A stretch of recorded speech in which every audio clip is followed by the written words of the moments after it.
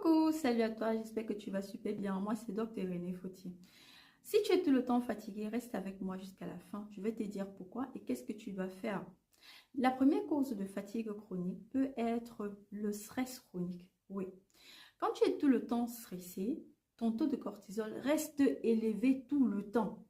Le cortisol en soi, son pic, le cortisol élevé en soi n'est pas mauvais, hein. Mais le problème, c'est qu'il doit être élevé et après, il doit rentrer à la normale. Le matin, par exemple, on a besoin du cortisol pour commencer notre journée. C'est ça qui nous permet de sortir de notre lit. C'est ça qui nous donne de l'énergie pour entamer notre journée. Il augmente le taux de glucose dans le sang. Ce glucose est transformé en énergie. Il stimule notre cerveau. Il augmente notre concentration, la vigilance. Ce qui nous permet, il prépare vraiment le terrain pour qu'on puisse commencer la journée. Mais après, ce cortisol a rentré à la normale. Mais quand on est tout le temps stressé, malheureusement, il reste élevé tout le temps. Donc, c'est comme si vous êtes excité tout le temps. C'est pas bien. Le cortisol élevé altère ta qualité de sommeil. Quand tu ne dors pas bien, tu es d'accord avec moi que le matin, tu ne peux rien faire. Ça te cause des troubles de mémoire, des troubles de concentration, d'anxiété. Tu es tout le temps irritable.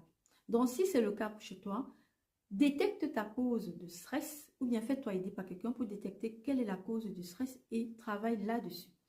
La deuxième cause de fatigue chronique peut être due à une mauvaise qualité de sommeil qui peut être due à plusieurs choses. Un, ça peut être dû à la dépression, que vous ne réussissez pas à dormir, vous ruminez tout le temps.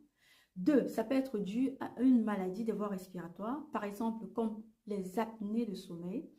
Quand vous avez l'apnée de sommeil, qu'est-ce qui se passe la nuit? Vous avez des pauses respiratoires. Vous sursauter dans la nuit parfois.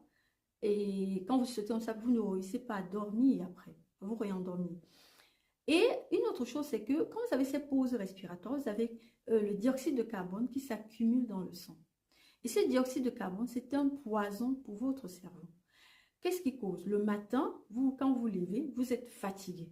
Vous avez des maux de tête, vous avez des troubles de concentration, des troubles de mémoire, vous somnolez parfois au bureau. Si c'est le cas, faites-vous consulter par un ORL.